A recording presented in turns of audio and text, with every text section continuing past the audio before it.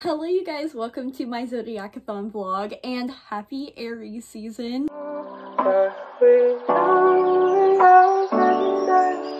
Honestly, thank God it is Aries season because Pisces season just is not it. Is it a coincidence that a worldwide pandemic occurred during Pisces season? That's for you to decide on your own. So, I've already DNF'd a book. So, I have decided to DNF Stepsister by Jennifer Donnelly because one, Y'all West is canceled, so I don't have the incentive to finish this book to see if I even care enough to meet the author. And two, I'm just bored and I have so many other books that I would rather read right now, especially audiobooks that I want to read. So, I'm just gonna DNF this. I got about 25% into it and meh. So instead of that, I have been listening to Gideon the Ninth, which is on my TBR, so that's good. And this is about lesbian necromancers in space. I'm sure you guys have heard that description a lot. I'll probably give a much better description once I've actually read the book, and so I can give you guys a proper synopsis. But for now, that's what you're getting. That's what you're gonna have to deal with. Be grateful. You're welcome. I am really loving this audiobook. The narrator does an Essex accent for Gideon, and I just can't stop thinking of Brittany Broski from TikTok. Oi, finally you're here, babes. Have you got a tinner? So I can get a Starbucks latte. Oh, you're taking a fucking piss. Open your bag. I see it right there. Just for today, babes. I'm literally... So that's a fun time, and the banter is... It's magnificent. Like, Gideon and Harrow literally despise each other, and this is the enemies to lovers excellence that I think everybody has actually been wanting. I genuinely believe that they hate each other, and I have no idea how they are actually going to discover that they like each other. Like, it's gonna be a ride, and I'm here strapped in and ready for it. Strapped in, get it? Lesbians. I'm so funny. Anyways, so yeah, I'm really liking this. I'm about, actually, I don't know how far I'm into it because Scribd for some reason doesn't give you percentage with audiobooks, and I'm sorry if you can hear the vacuum and everything. It's my sister's birthday today, and we are having a bounce house for her, so that's probably what you guys hear in the background. I apologize, but whatever. You probably need something to drown out my talking anyway, so it's a win-win for all of us. Other than that, I haven't really read anything else, but I have a lot of reading I want to do. Like I said, I have a ton of audiobooks.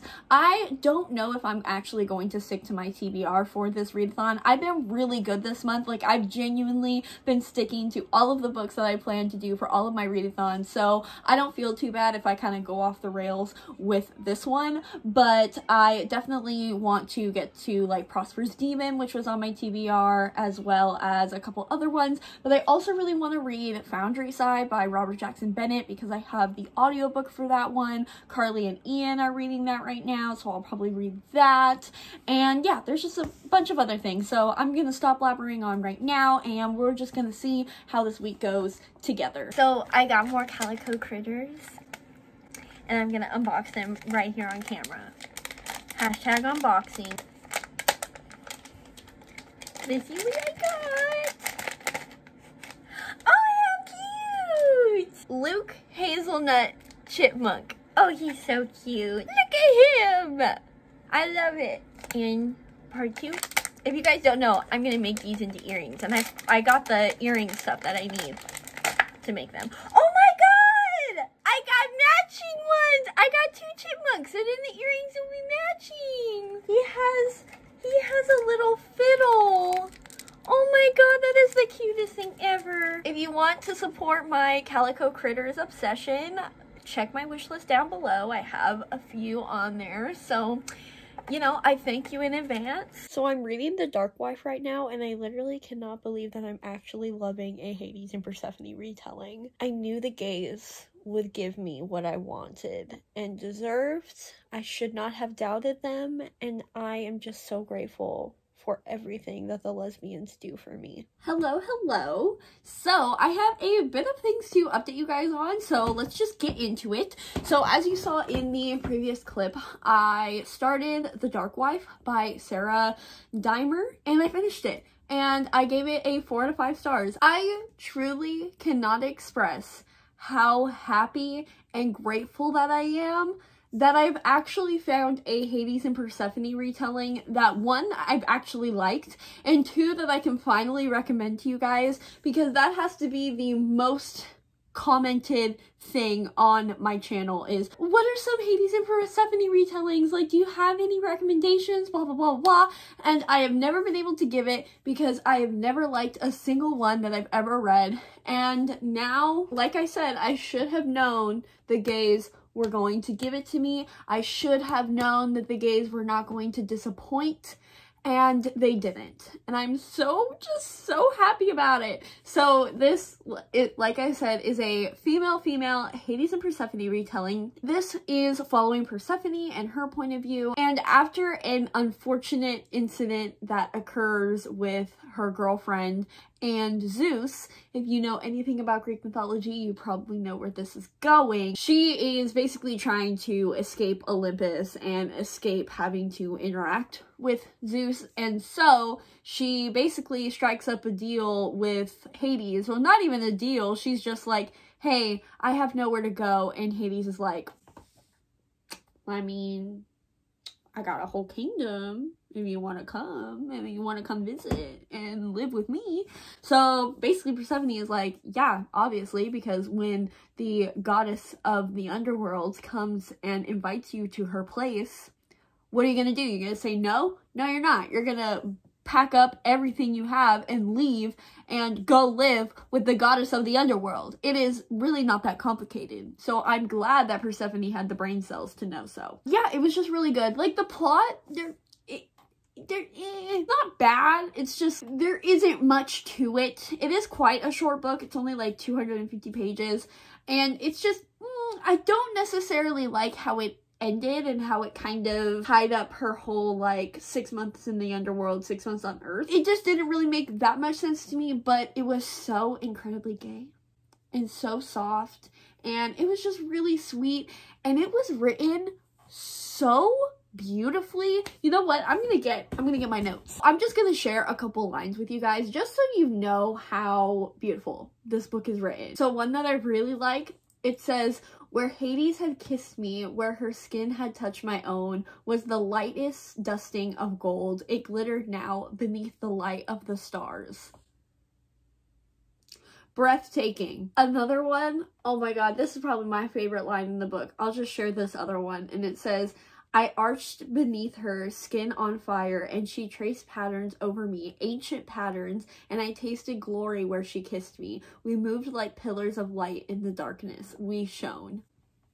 Isn't that some Madeline Miller type shit right there? Like, I could not believe how beautifully written this book was. Like, the metaphors, oh my god, delicious. And I feel like when you write anything Greek related, you have to have, like, beautifully, like, flowery, metaphorical writing, because the Greeks deserve and demand drama, and Sarah Dimer, she gave it to me in this stunning lesbian package, and I loved it so much. And I was also looking up the author profile. It is a Voices for the Lesbian rep, and like, could this book get any better?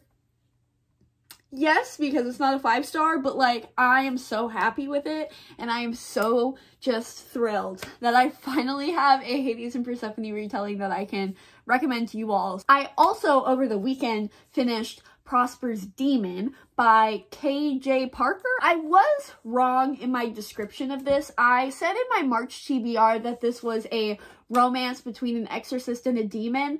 That is not what this is about. It's kind of hard to explain, especially because it's less than 100 pages. I don't really know how much to tell you about it. It's about this kind of morally gray exorcist. It actually gave me a lot of Witcher vibes and a lot of Geralt vibes, because our main character, he's very, like, morally gray. He's like, I'm not going to do anything unless somebody's paying me, and everybody doesn't like him. Like, ordinary people don't like him, but they still have to serve him, and they still have to, like, give him room and board and all of those things, because he does have authority as an exorcist to do these things. And so it really has that kind of relationship, and that's kind of who our main character is. He says countless times that he's not really a great person, and I live for that shit. I thought it was so fun.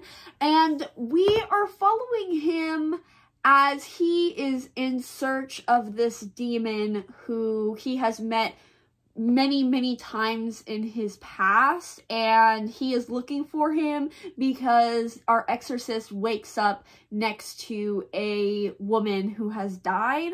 So we are led to believe that the demon possessed the exorcist, killed somebody, and basically now the exorcist is gonna go look for that demon and fuck shit up, because like, you don't just do that, you know? It also brings in this like Michelangelo, Leonardo da Vinci character who is Prosper, who is what the book title is, and he comes into play, and there's a lot about like art and art as like the greatest force in the universe and things like that. Again, I don't really want to say much because it's so short, but I really enjoyed this one. I gave this one 4 out of 5 stars as well.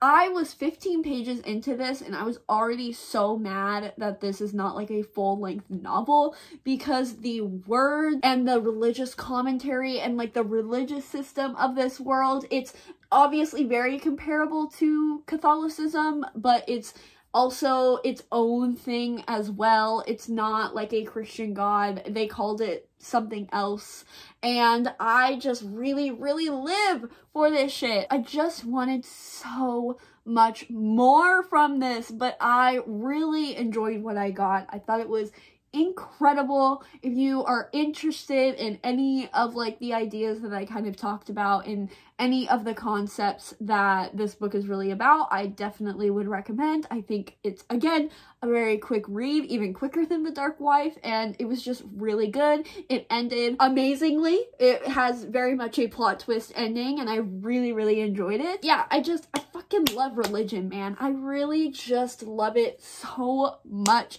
If you have any recommendations for any religious centered fantasy specifically, I really love religious fantasy, but even just contemporary as well, because Heretics Anonymous is one of my favorite books. Just any books surrounding religion, oh, I love it. I love it so much. All right, last update. I know this clip is very long, but I am about 10 chapters into Gideon, and I need to restart this. Yeah, I don't know when I got lost. I don't know how I got lost, but I have no idea what is happening right now, and that seems to not be so uncommon. Like, I tweeted about it, and multiple people were like, yeah, same. So it seems to be quite a common thing for people to like not really get it. And so I am going to rewind the audiobook and just see how it goes, because I get the beginning. I think I know the part that I remember the most. So I'll probably just fast forward all the way back, and then we'll go from there. And then I am going to read physically with the ebook that I have from my library at the same time. So that's how I'm gonna do it. I made the mistake of thinking that I could just listen to it, and obviously that was not the case. So that's what I'm gonna do. I don't know how that's gonna go though, because I really just dread having to re-listen to things because it just feels so unproductive. But I do enjoy the story. Like, the character banter is really good. Gideon is so funny, and she's so gay, which is fantastic. I love to see that. So it's not that I'm necessarily dreading having to re-listen to it because I'm not enjoying it. It's more just a productivity issue where I'm just like, oh, but I already listened to it. Now I'm just taking longer to read it. But it's like, if I don't understand it, then have I read it? No, I haven't. I also need to read and listen to Boundary Side because my audiobook for this one expires in like 6 days. So I think I'll probably prioritize this one before Gideon, just because I have Gideon on Scribd, so there's not really a time limit, but I do need to get to this. So I at least need to start this, see if I actually like it, see if I enjoy it, see if I want to keep listening to it, and again, we'll go from there. Those are all the updates. I'm sorry this clip was so long, but here we go. Here we are. Let's go read. All right, so I am about 80 pages into this, and I'm enjoying it. It's fun. It's pretty fast-paced, which is good.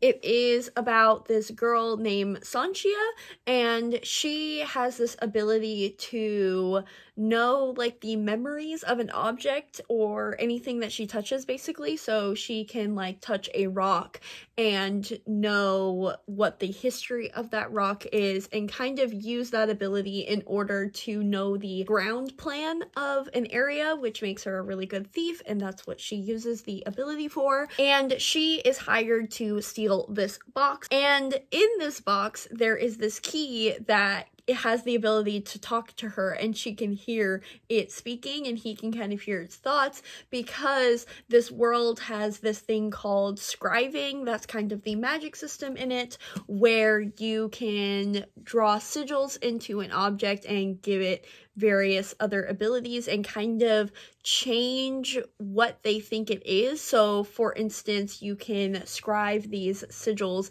into a wood and make it think that it's stone, so it makes it stronger and all of those things. So that's kind of what the magic system is, and the sigils on this particular key is really, really old, and she has never seen these sigils before. She has never seen such a powerful scribed object before. So that's pretty much where I am at the moment. Like I said, it's very fast-paced, which is fun. It's definitely very Italian inspired. This is a very like Florence, Venice type city that we're in, which I love. We love to see it. So yeah, I am curious to see what happens next. I have absolutely nothing to update you guys on. I just need you to see how cute I look right now. So here she is. We love her. We stan.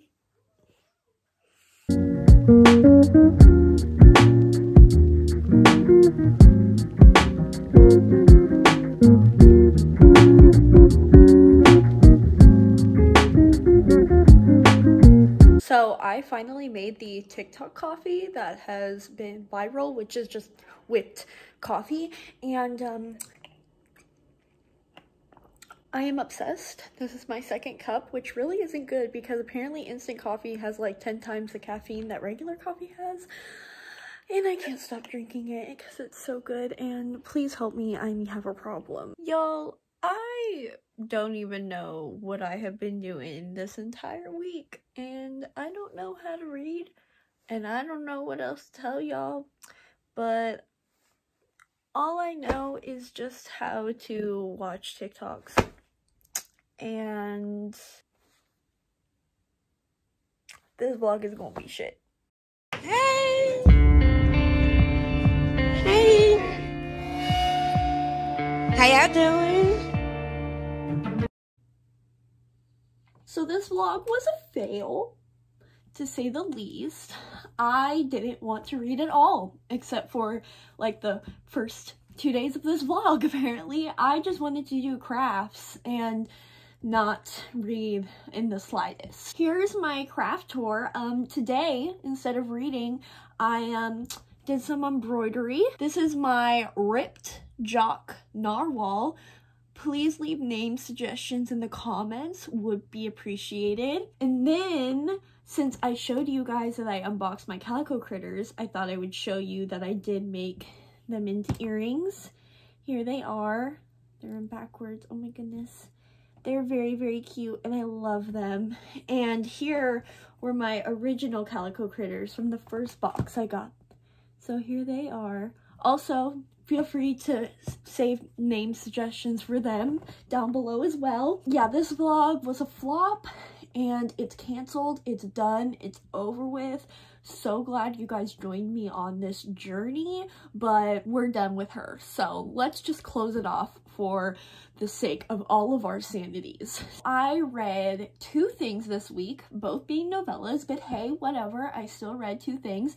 The first thing I read was The Dark Wife by Sarah Dimer, which I gave a 4 out of 5 stars. This one completed the Things That Scare You challenge because I was previously terrified of Hades and Persephone retellings because they all suck ass, but no longer can I say that statement. And then I finished Prosper's Demon by K.J. Parker, which I also gave 4 out of 5 stars, and this one counts for the read a book with mostly black on the cover and a morally gray character. So I didn't complete my Lilith challenge, which was the whole point of this entire readathon, but you know what? It's fine. I still have Gideon. I will try to get to her before my 30-day free trial of Scribd is out of date. Oh, Prosper's Demon also counts for dark themes because, like, demons and shit. So I pretty much killed Zodiacathon. I just did not read my Lilith challenge, which again is the whole point. So I didn't really kill it, but you know, it's fine. It's whatever. I even said at the very beginning of this vlog, I didn't know how this week was gonna go. So if you are disappointed in me, I'm just gonna need you to lower your standards for all of our sakes. Thank you. I didn't read any more of Foundry Side, so I really don't have anything else to update you guys on this one. I did read a bit of Something to Talk About by Meryl Windsor, which is a female-female romance by Berkeley, and I really don't have anything to say about this one other than one of the main characters. I'm literally picturing that really hot artist girl who always goes viral on Twitter. If you know, you know. I will have pictures here because I think we can all deserve that serotonin of seeing her excellence. Don't be horny on the main, Heather. That's my only thought process while reading that book. So I would say it's going pretty well if you ask me. So that's gonna be it for this vlog. I'm sorry, it's trash, but you know, you can't win them all. I hope you all had a way more successful Zodiacathon than I did, but honestly, I think we all can agree that March just needs to go away. Just delete the whole month. So with those closing thoughts, I hope you guys enjoyed, and if you didn't, there's always next week. Goodbye.